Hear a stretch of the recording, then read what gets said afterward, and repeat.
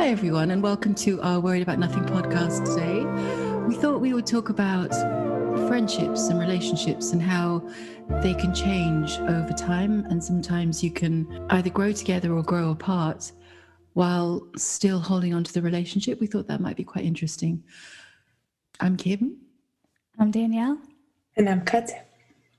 And welcome. So I was the one that came up with the idea, and I thought it'd be interesting because I met up with an old friend of mine a few days ago, and we've known each other since we were in, I think it was primary school, so it was about 5 or 6. So that's over 40 years that we've known each other. And we're still friends now. We've had our ups and downs. There was a time when we sort of lost contact for a while. And it's just interesting sometimes that with myself and this friend, we've grown together and apart and together again. But some friendships you can still be in or still hold on to, even though you're on completely different paths. And sometimes that can work in that you check in every so often and, you know, it's nice to see each other and all of that. But then sometimes friendships, one or both of you have completely outgrown, but you still hold on to them out of habit or out of other reasons. Sometimes it can be guilt or it can be whatever other reason. You know, are those friendships necessarily good to hold on to? Is it wise to let go of them? You know, sometimes friendships can actually be damaging if you're going down different paths and the friend is so judgmental or disagrees so strongly with what you believe to be true or the life path that you're on, and all the contact between you is negativity. You know, the question is that friendship doing more damage than good, more harm than good? And is it worth holding on to? I don't know. That's open for discussion today, I guess. Well, and the same could apply to a relationship, right? So it's not just friendship, it's the same. We have a neighbor who just divorced with her husband, and that's what she said. They've just grown apart. And they have a young kid, and yeah, you can definitely grow apart in your relationship too. But usually the family would try to hold on because they have ties, like kids. So that's much harder to just say, okay, I'm done, because you still have a baby, right? Or you still have a child that would like to have both parents. So that's a little tougher than I would say with a friend. Because I had lots of friends when I was young, and with many of them I did grow apart, because even if I meet them now, and I met some of them, I don't think we would have a lot in common to talk about. Yeah, it definitely does apply to relationships as well. And like you know, Katya, when what you were saying, in my 20s, I had a lot of friends, and it's kind of whittled down to very few now. And I don't know if that's age or me being unsociable or probably a combination of the two. But one of them, once somebody I went to university with got in touch a little while ago. She found me through Facebook, and she sent me a message saying she wants to meet up. And I haven't seen her for, 25 years? And I'm not sure I want to meet up, just because all it would be reminiscing about university, and that to me feels like a distant memory in somebody else's life. I don't really feel that we would either have anything in common or anything to talk about. And I mean, it might be nice to see her, but there's no pull towards it. There's no feeling, oh yeah, it'd be nice to see her. It's more of a, well, maybe should I? You know? Well, at the same time, maybe you discover some new interests.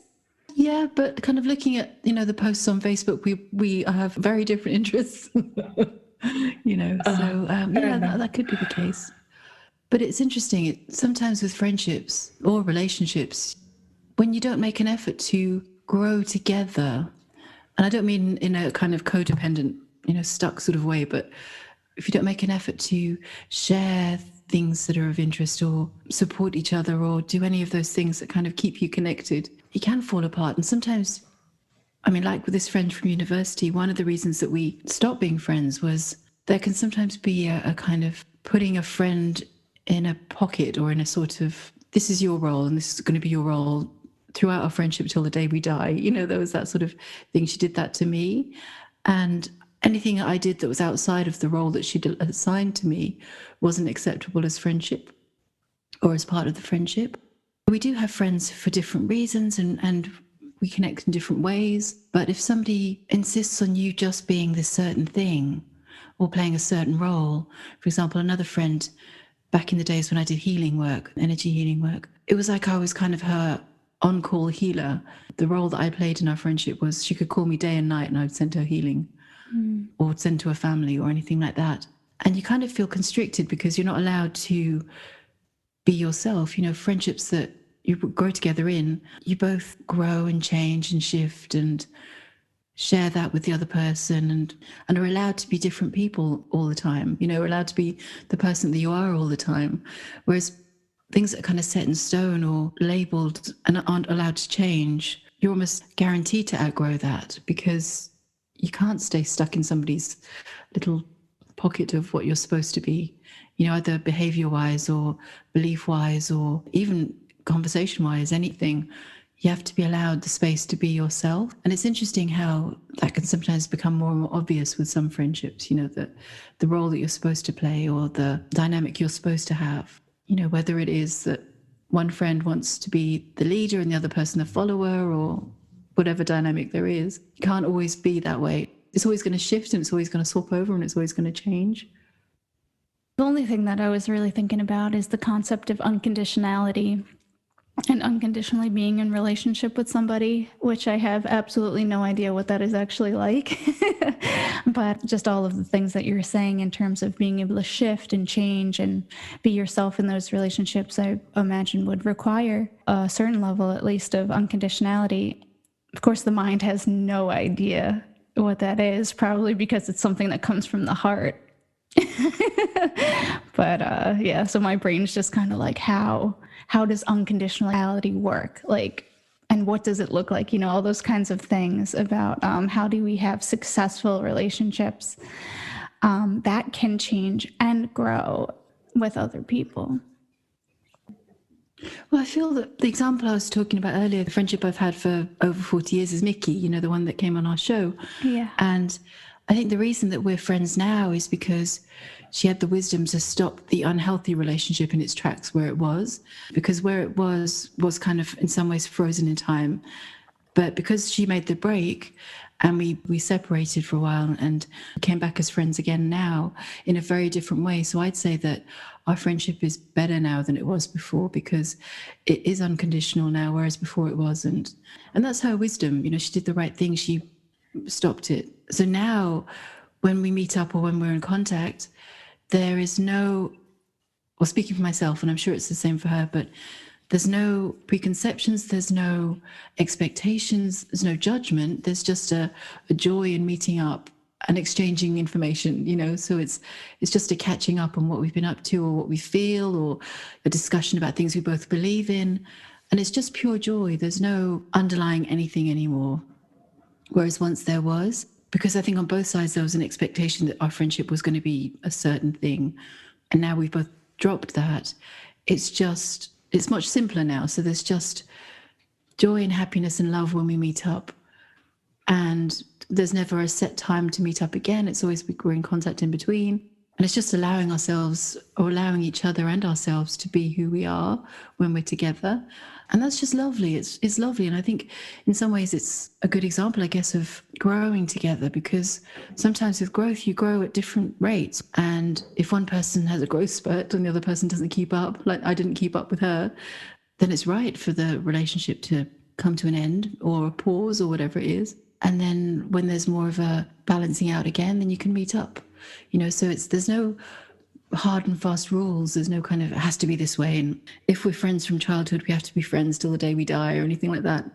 It's being organic with that, I guess, and just kind of going with what feels true, what is true, rather than what should be in inverted commas, I guess. To some extent, it feels lighter when you don't have that many friends, in the way that you don't have that big responsibility that you have to keep up, you have to phone, you have to do that.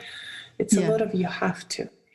So, and I really, I have people that I know of, but at this point, I think I only in touch with one friend.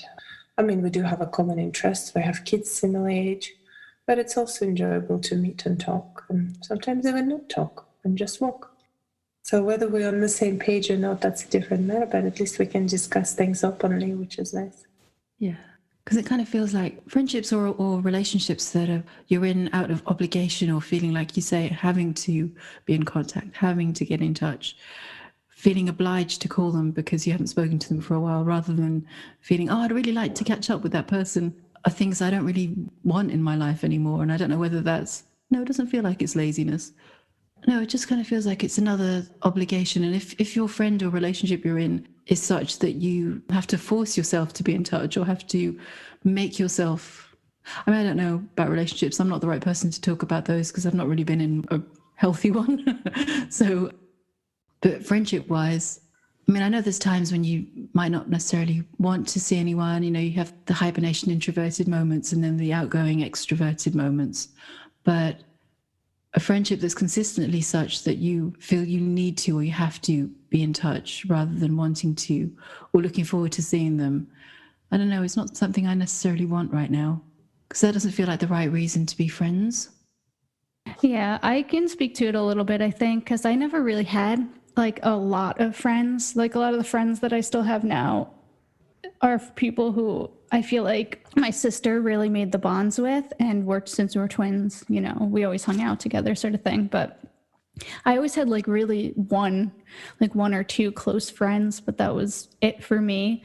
And it's just, I was never that type of person to constantly phone and check in with people. It's like if I didn't really feel like I should be checking in with you. I mean, like sometimes I kind of fall into that now because there's also this thing of being like, okay, I don't really have any friends, and it's kind of, I don't know, a difficult feeling sometimes, especially if like the weather's really nice and it's like, oh, it'd be great to go out and do something. I wish I had people like to go do stuff with, but I think that's more of a me not being a friend to myself because I could just as easily go out and do things on my own, right? Why do I need to be or have like a friend or somebody else there to do those things? So that's something I'm working on. But I guess the reason I brought this up was I just never had that pull to kind of do those things that other people put conditions on relationships for. It's like, okay, we must speak once a week. Or I guess I've never been in a friendship where I was inspired to call that person very frequently. And then you had a sister. And that's sister true, too. I had a built-in. So you don't feel like there's any need for any other friends. That's You already true. have your best friend. Yeah, having her around, it was just like I always had someone to do things with. And she was always the planner of things, too. She'd always make plans. Even when I made plans, then she'd make other plans. And then everyone would end up doing what she planned. So I kind of got it beat out of me. Stop trying to make plans with your friends. Your sister makes the plans and just go along. Do you look alike? No. We don't look anything alike. We looked less alike when we were younger because she was actually born blonde, and you know me, dark over here. So people actually used to think we were lying about being twins, which I didn't know about. People thought that we were just like best friends who had the same birthday. It's like, oh, really? But we have the same last name. So how does that work? Probably the same mannerisms and stuff as well. Yeah. Yeah, to a certain degree, probably. Mm-hmm. It'd be kind of cool for you guys to meet her at some point or something, you can, I don't know, observe. Are you still really close now? I mean, just like with the friends and stuff, it's like we're not really compelled to constantly be in contact with each other, but I don't feel any sort of distance from her. And I kind of feel closer to her now sometimes than I feel like I did growing up because I feel like she was really, at certain points, really wanted to kind of have a separate existence from me. Not that I wanted to be on top of her all the time, but I just didn't have that need.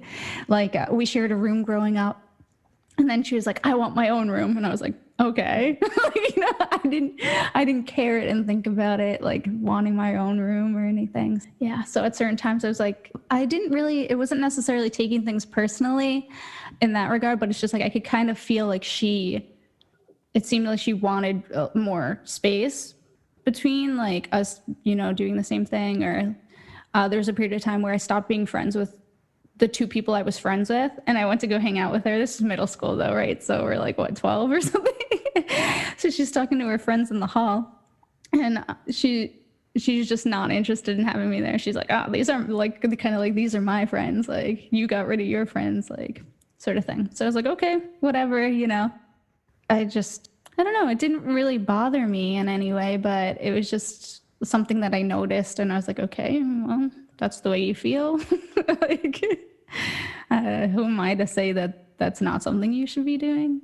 So I was okay with it. But I definitely feel like it made it feel like there was a bit more distance between us. Like, I think we're closer now because, like, just younger women things, you know? Well, it's being a teenager, right? Exactly. Yeah. I'm trying to be cool, and my sister is not cool. Right. Exactly. Funny how you find that out, though, isn't it? It's kind of that way. It's sort of like, oh, I'm not the cool one. You know, Like, oh, okay. I suspected as such, but all right. Now it's confirmed. But that's just in her eyes, you know. No. It's whatever it is, you know. But yeah. Yeah, I think being a twin too, like, I don't know. My mom did make an effort to keep us separate though in school. She always wanted us to be in our own classes.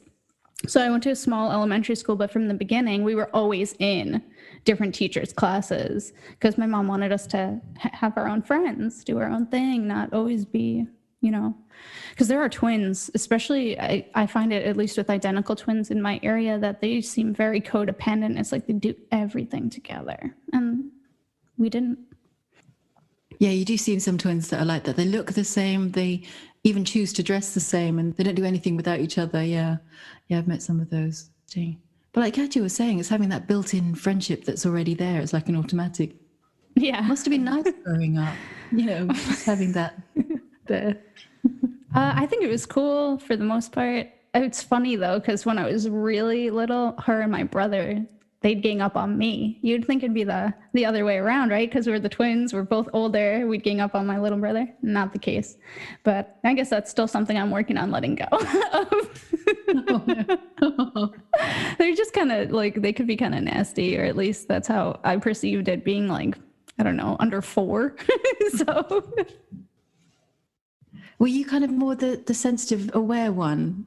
You know, I don't know that I can say that because I don't know what their experiences are. And I know my sister's a very sensitive person, but I don't know. It was not often a pleasant experience sometimes with the three of us hanging out. But it could just be things that, and I don't have specifics necessarily in my mind, but just because emotionally, you know, it was painful on some level, then obviously those are going to be the things that stand out.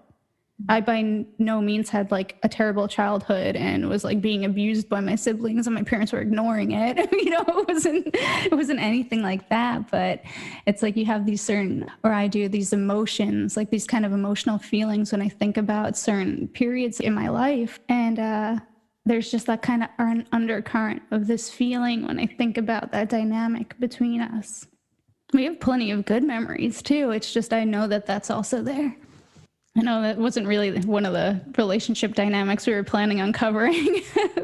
No, but it's definitely one, because, you know, it's a relationship, it's a friendship and a relationship, so it kind of covers both in one. So you're very efficient today.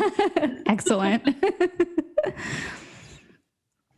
It's kind of interesting that we all have different experiences, and eventually some of them have led us to spirituality. So I was just curious, do you think that could be anything to do with the relationship you had with your sister and brother?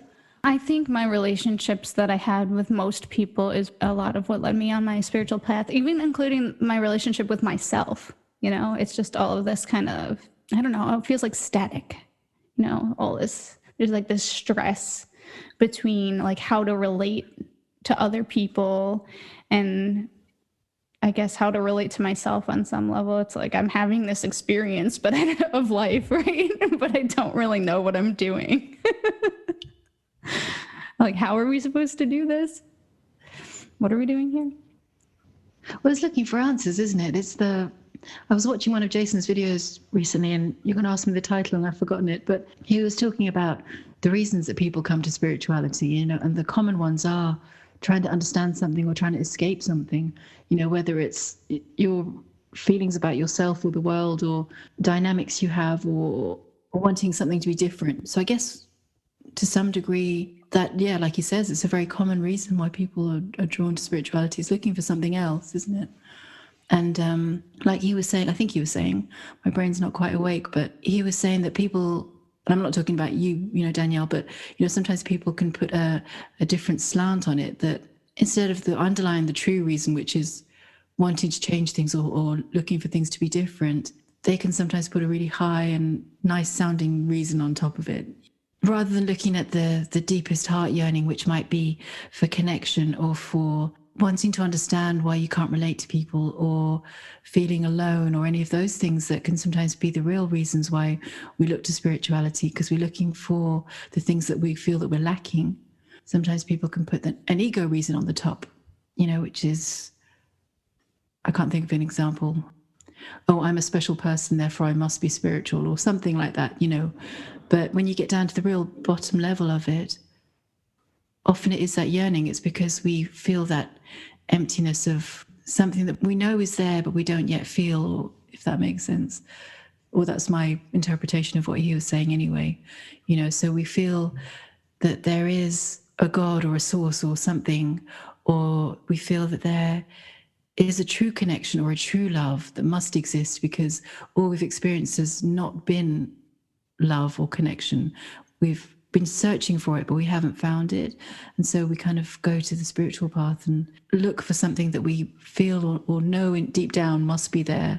And circling that back to like friendships and relationships, I guess in some way that's what we're always looking for in the friendship or relationship, that missing part of ourselves to some degree. And if we are putting that on other people, then it's inevitable the relationship or friendship is not going to be a fully organic, growing one, because we're wanting to find in them the missing piece of ourselves, which is never going to work.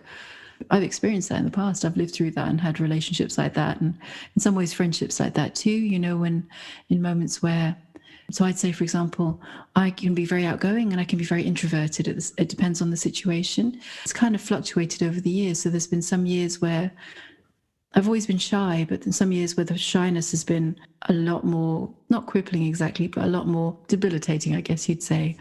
So in some ways I've looked for really outgoing friends, which hasn't really worked because they're really outgoing and extroverted, and part of me was looking for that to kind of bring that out of myself, but it didn't work that way because I just got more and more introverted and shy.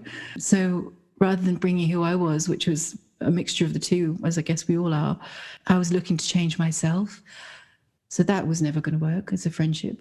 But I guess the spiritual journey is just, we're seeking wholeness, we're seeking completeness, we're seeking everything that we maybe feel we're not. And when we find that can, or we find, even if it's glimmers of that, or, we see impurely, what it is, that can really change dynamics, friendships and relationships. Because once you have a glimpse or an understanding or a deep knowing of what love is or oneness is or unconditionality is, then you look at some of the friendships and relationships you might have had in the past that are still ongoing, and you can see how limited they are.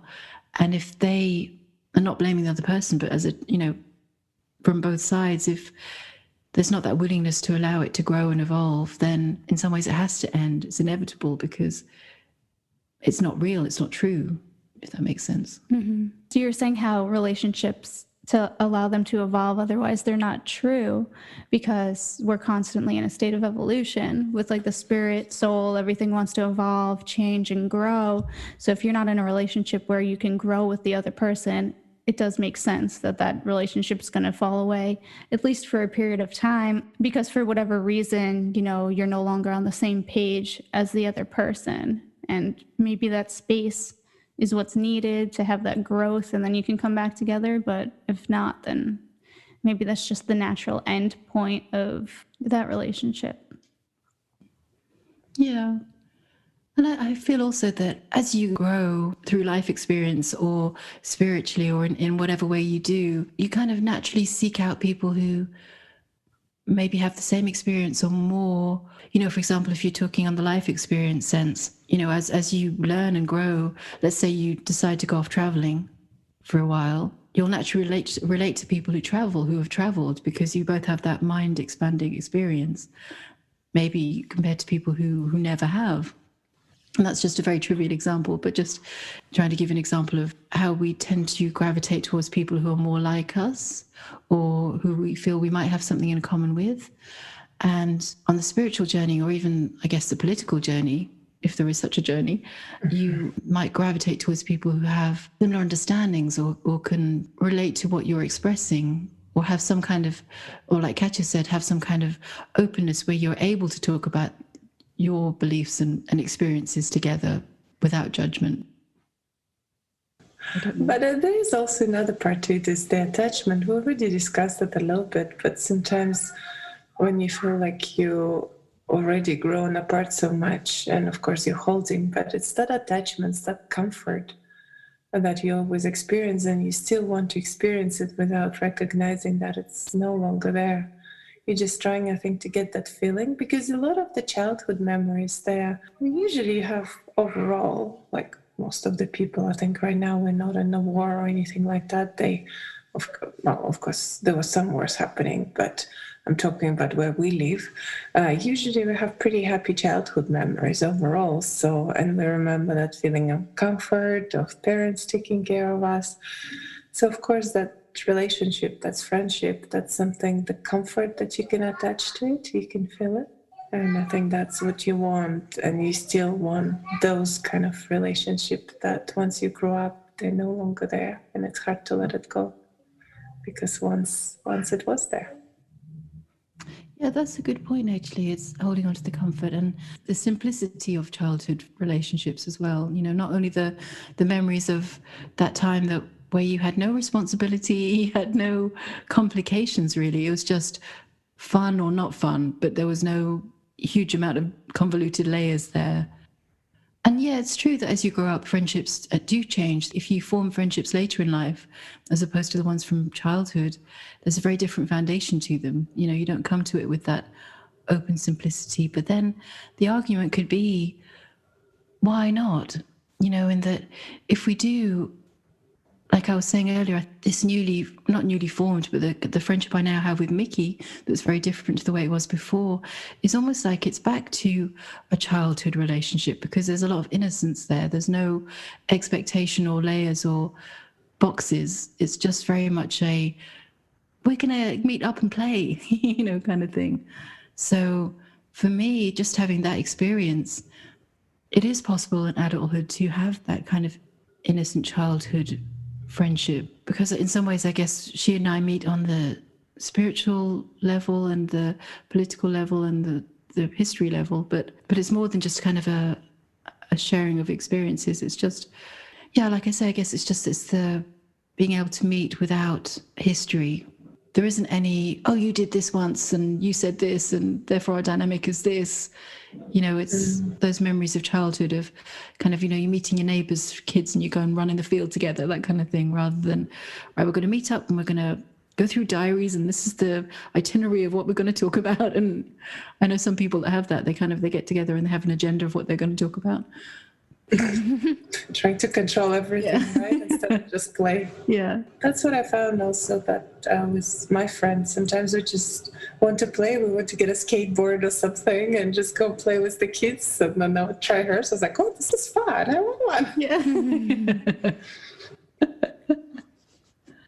Because otherwise, if there's no fun part, or if you're not like, you don't really have any child in yourself, then I don't know, it's kind of boring. There's no sparkle in it. Yeah, yeah. You need to be able to have that, I think. Yeah, absolutely.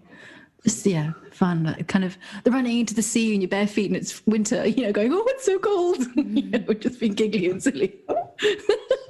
And daring each other. Like, you do it again. Come on, you go in again. Yeah, I mean, that's such an important aspect of any relationship, because we can sometimes take ourselves so seriously, and friendships really should be fun. You know, it's like with Mickey and I, we've always laughed together, but especially after kind of our break, we just giggle all the time. It's just, we're like children. We were in a restaurant the other day and we just sat there just laughing at absolutely everything. And that's what it should be like, you know, because life is ludicrous. So you have to laugh at it, you know, and enjoy the moments and just enjoy it, enjoy each other. So thank you for listening to our podcast. That was our conversation about friendships and relationships, how they can sometimes grow apart, grow together. And we talked about our experiences. So if you'd like to listen to any of our other podcasts, do subscribe and click the bell so you get notified about our upcoming conversations. Thank you for listening. Bye. Should say press like. Don't forget to press like. Oh, and don't forget to press like.